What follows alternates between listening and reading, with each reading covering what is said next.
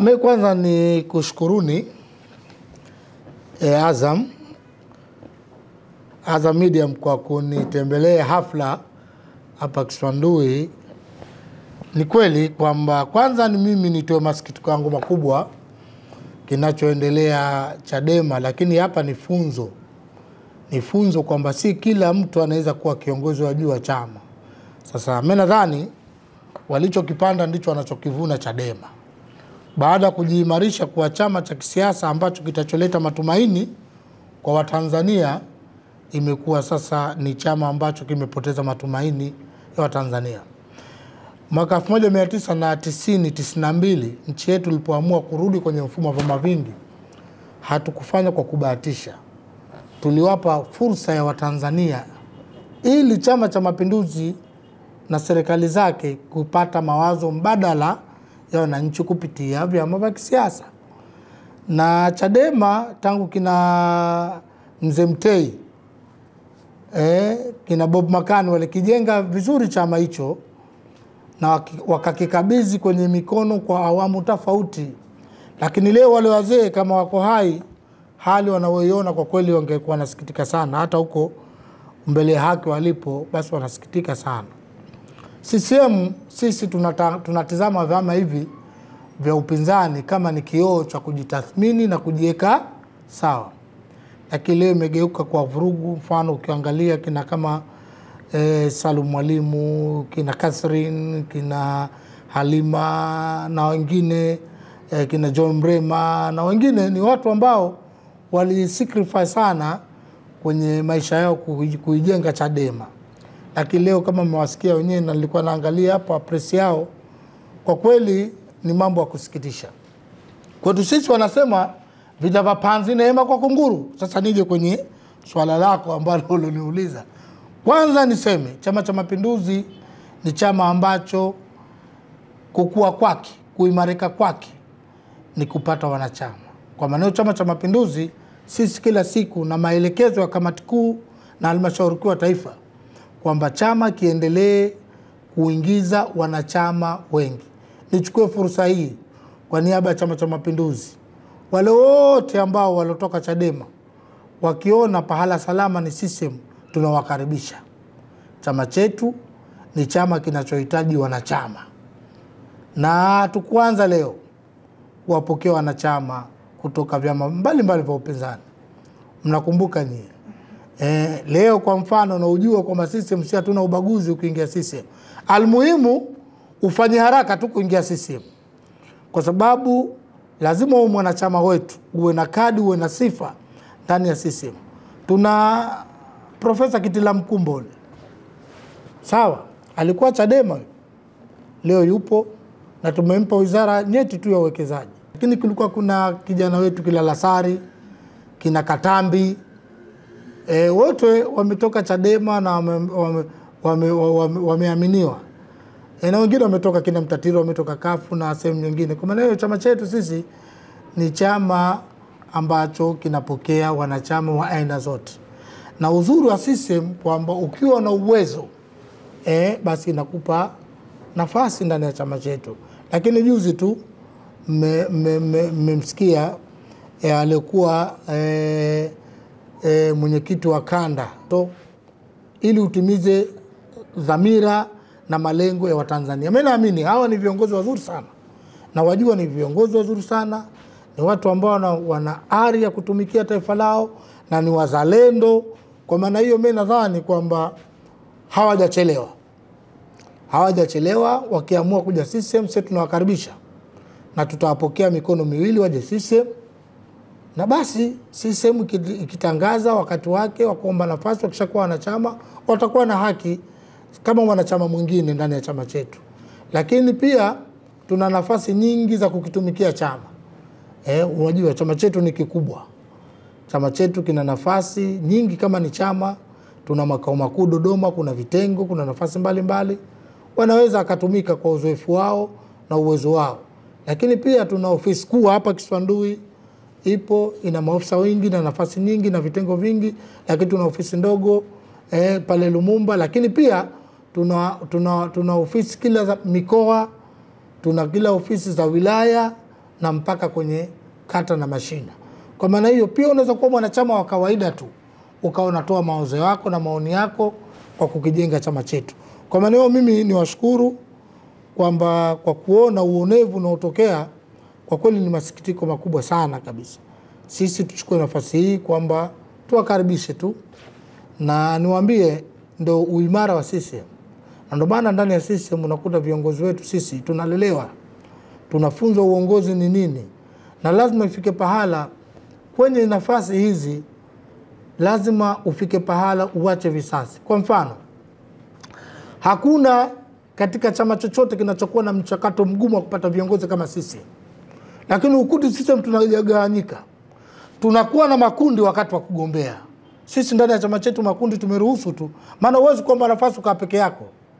Wakati wa mchakato tunaruhusu makundi, lakini makundi haya yasichafuane, yasitukanane, yana lengo la kumpigania mgombea wake. Lakini tukishaamua na kukubaliana, tukampata mgombea mmoja aidha wa rais ama ubunge ama udiwani ama uwakilishi, makundi yote yale yanabaki kumpigania yule aliyeteuliwa na chama, na sisi sote tunarudi kurudisha nguvu kumpigania. Kwa maana hiyo ninachotaka kusema kwamba CCM haijawahi kumeguka wala kutawanyika, kwa sababu tunajua kwamba mifumo yetu tuliokuweko tunatoa haki kwa kila kada wetu. Kwa maana hiyo mimi nawakaribisha wanaotaka kujiunga na CCM, milango wazi. Ende kwenye tawi husika analoishi la CCM, apeleke maombi yake. Na mara hii kama mtakumbuka mkutano wetu wa maalum wa tarehe 18 na 19 tumefanya mabadiliko sasa. Sasa hivi ni rahisi tu kuomba wanachama wa CCM. Unakwenda tawi unajaza form, basi unakuwa mwanachama, process zako za kutengenezewa vitambulisho zinakwenda, unakuwa mwanachama halali tu wa chama chetu, na utakuwa na haki kama mwanachama mwingine alizokuwa na haki ndani ya CCM. Na CCM hatuna mwanachama mkongwe wala mwanachama mpya. Ukikizi vigezo vya kuwa mwanachama, una right zote za kupata kama mwanachama wa Chama cha Mapinduzi. Na je, mko tayari sasa mtakapowapokea sasa, mko tayari kuwapa nafasi za kugombea nafasi mbalimbali mchakato wa chama utakapoanza kuelekea uchaguzi mkuu? Suala la nafasi ni suala la vikao, si suala ambalo atakalosema mwenezi likafanyika.